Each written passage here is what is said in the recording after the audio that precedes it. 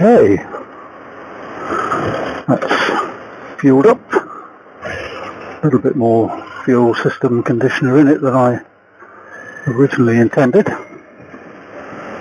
going for about half a bottle.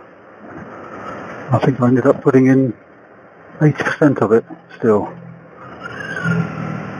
It's a nice full tank of fresh fuel. So let's go. And welcome to my 5th attempt to get this introductory video for my motovlogger channel done. 5th attempt, yes, you heard, 5th. There's always been something wrong with previous attempts, equipment failures, not liking the content, not liking the chat.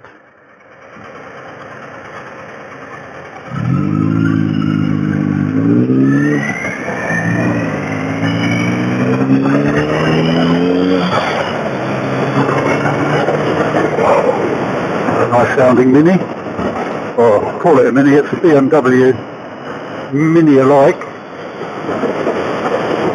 Nice cars, but they're not really Minis. They don't comply with the ethic of Minis at all. But anyway, yes, a new motovlogger channel. Hey! Aren't we all happy boys and girls? Well, I've been watching motovloggers for some years now, both here in the UK and in America. And I thought, why not? I'll have a go. Not because it looks easy or I think I can do it better than anybody else. I don't think that at all. In fact, I think probably quite the opposite. Many of the established YouTube motovloggers are obviously very practiced and skilled at what they do. So this, by comparison, is probably going to be quite basic and mundane, so hopefully it's not going to be too big a disappointment for you, but we'll see how we go.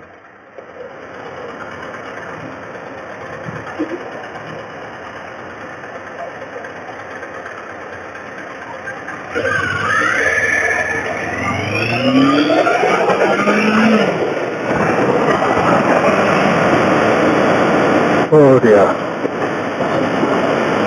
Quite addictive riding a large capacity motorcycle. Quite license threatening as well. I know there's been discussion recently amongst quite a lot of motovloggers. Do you really need to get a litre plus bike? Do I need a litre plus bike? No. Do I enjoy riding my litre plus bike? Oh yes. Now, as I've attempted to say on previous efforts at getting this vlog done, I am very much on a budget. I don't have large amounts of money to spend on top-of-the-line cameras, drones. I have only got the one motorcycle. I know some motovloggers seem to have large stables, 5, 6, 7, 8. People like Royal Jordanian, he's got some very nice bikes.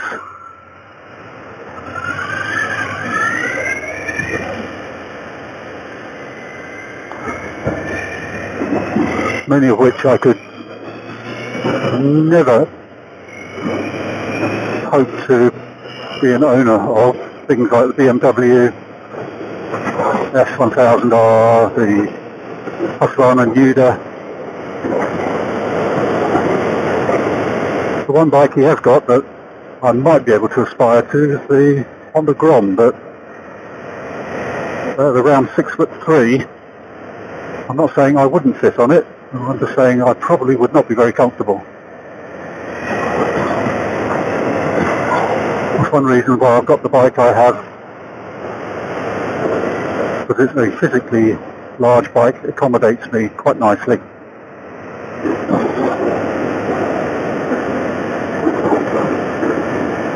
Although it is an older bike, it's a 1994 vintage, so 23 years old, yes, 23 years old now, in fact over 23 years old.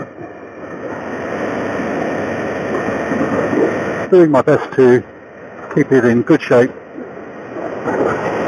not being fanatical about it, just looking after it, refurbishing bits and pieces here and there as I go. Recently had to replace one of the silencers because it had rotted through underneath. Strangely enough, it's a silencer on the right hand side where the battery breather comes down through the frame and through the swing arm, and I think fumes or maybe battery leakage got into the wrap on the silencer and just ate away at it. But I was able to find an OEM replacement that was new old stock, so that went on just lovely. In fact, the guy selling it had both sides available, and I'm thinking maybe I should have got them both, but again, budget, there's that word again. I was hoping that when I decided that I should have had them both, that he would still have the other one, but no, it's just gone. Off of eBay, of course, the place where everybody goes for their shopping these days.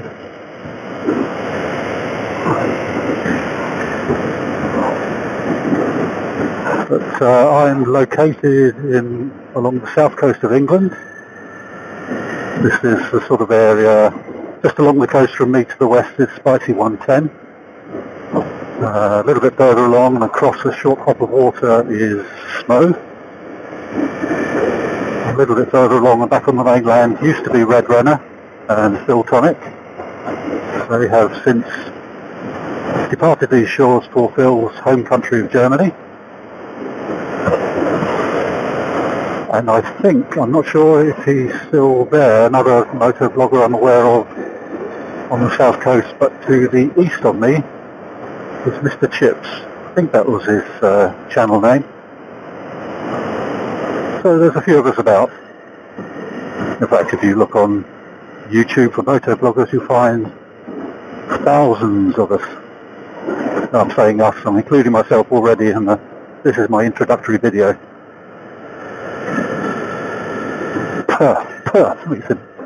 Something got off the microphone onto my mouth, into my mouth.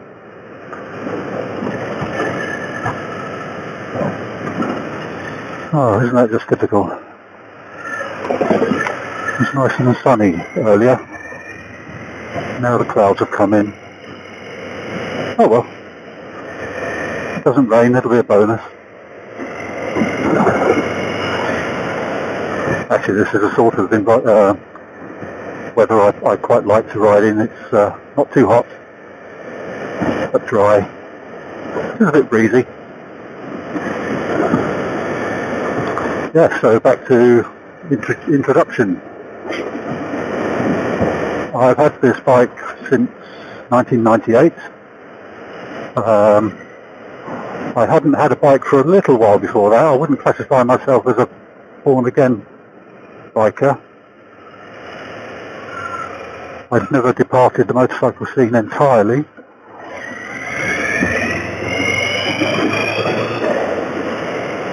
Even though I hadn't actually owned my own motorcycle for quite some time, I had,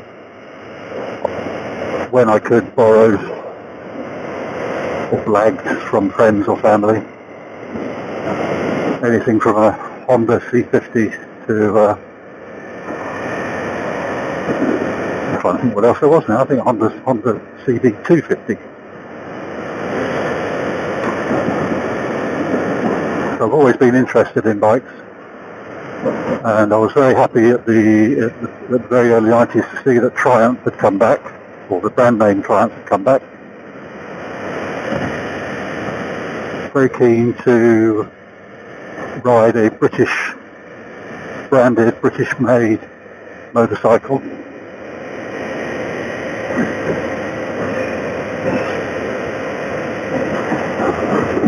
I'm not saying other brands, non-British, are not any good, but I always wanted a British motorcycle.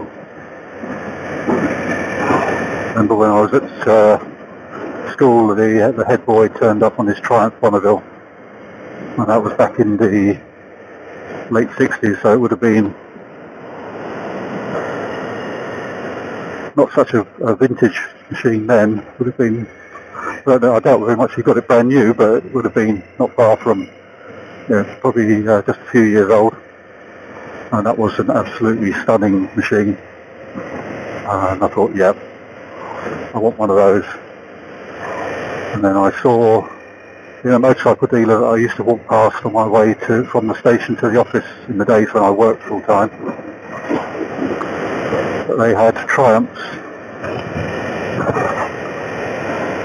on display in the window, and I think the one that caught my eye at the time was a Trident 900. I think it was the black and maroon colour scheme. And I thought, yep, that would do me. Then a few weeks later they had the Trophy 900, and I think that was in particular one was in British Racing Green, and oh yeah, my aspirations shifted up a notch to the Trophy 900. And a few years later, when I was actually in the market for a motorcycle, I was working in London at the time, and I had a family circumstance come up that meant that if I needed to get out of London and get somewhere in a hurry, being in a car would be counterproductive, so a motorcycle would fit the bill quite nicely. So I went shopping for a Trophy 900. In the dealership where I went looking, standing right next to a nice, again, British Racing Green 900 was this blue 1200. I thought, yep, that's the one for me. As they say, more is better.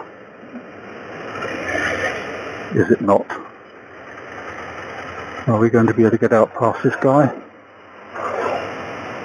Or have I just let this white Nissan close the door on me?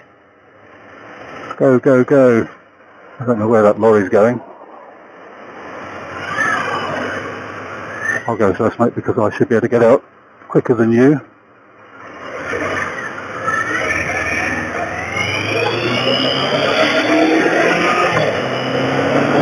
Here we go.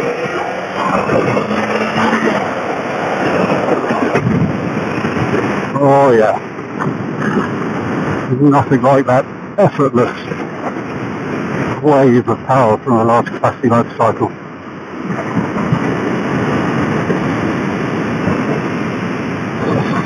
Yes, I've seen Spicy's recent videos about what sort of bike you need or what's useful. Oh, excuse me.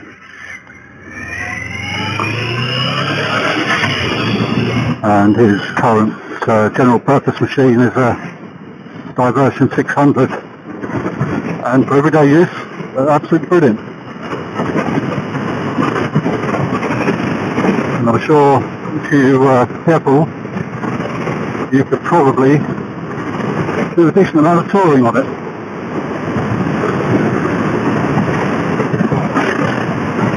And I have toured on this bike with a pillion and luggage, and the confidence that having that large engine under you gives you when you've got a pillion and luggage and you're travelling long distances, it is quite reassuring. I'm not saying I couldn't have done it on a 600 or a 750 or an 800. 800 probably would have been a much more sensible choice. Yep, just the Porsche's away. 50 limits, sir. But I'm doing 50 before I get to the limit, so I'm being naughty as well. So yeah, I've got my 1200cc Triumph. It's the only bike I've got. It's the bike I want. If I came into a load of money, would I go off and buy a new bike, even a newer Triumph, an Adventurer, or even a Rocket 3? It might take that into consideration, but I would certainly keep this bike, and I would spend money on having this bike gone through top to bottom, back to front, inside and out, and refurbished. I know people say, oh no, don't do that, you get rid of the patina, the light it has by...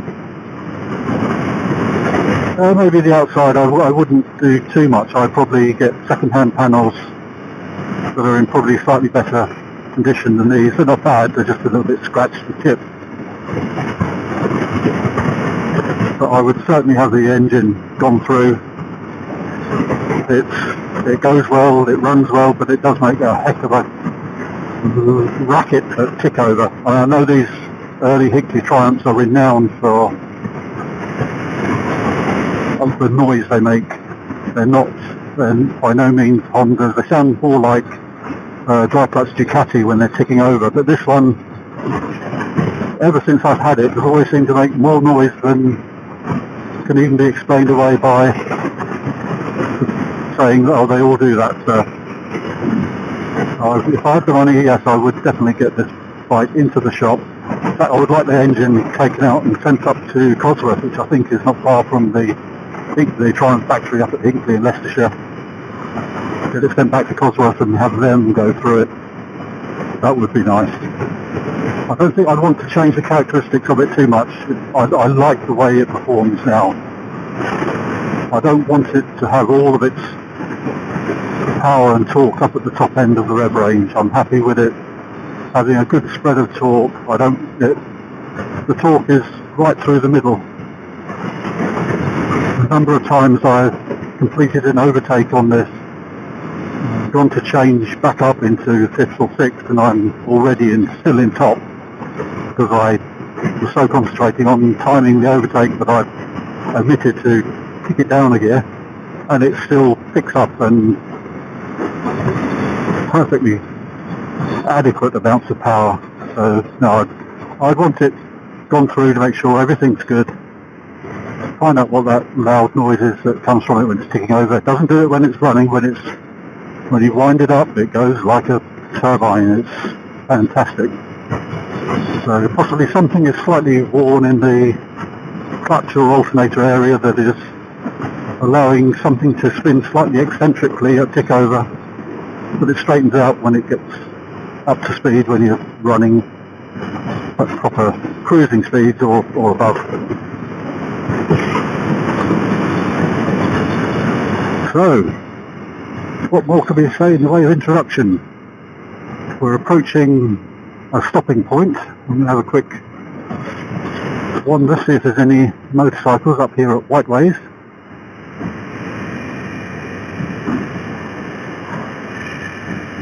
That is a nice Porsche. I do like 911s.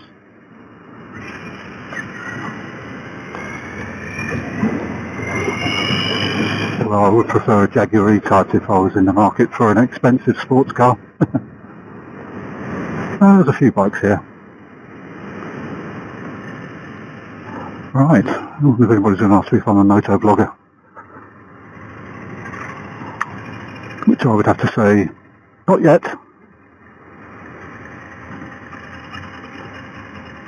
Remains to be seen. Another Porsche. Triumph Speed Triple. They are fun. Okay, let's have a quick break. Get back on the road soon. See you in a bit.